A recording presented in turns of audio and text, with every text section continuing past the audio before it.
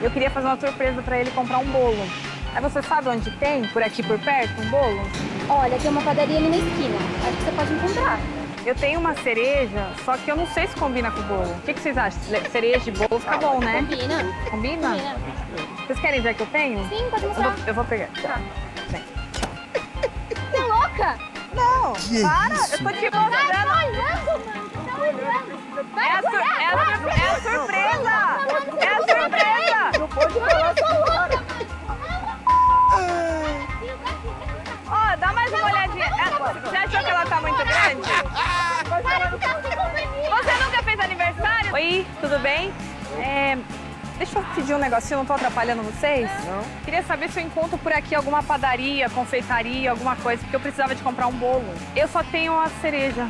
Tem uma confeitaria ali, vai virar a esquina, vai estar bem na frente, ali uma padaria. Muito longe? Não, rapidinho, facinho. Ah, eu só queria uma sugestão. Eu tenho a cereja. Aqui, ó. Querida. O que você achou? Tá vermelhinha? Lá na casa do né? Com licença. Aqui, ó. Baixa aí, Para! Ó, vai rasgar meu vestido. É novo meu vestido? vestido. Isso Aqui. não baixa, É novo! Você tá usando minha cereja? Vem aqui, comer minha cereja.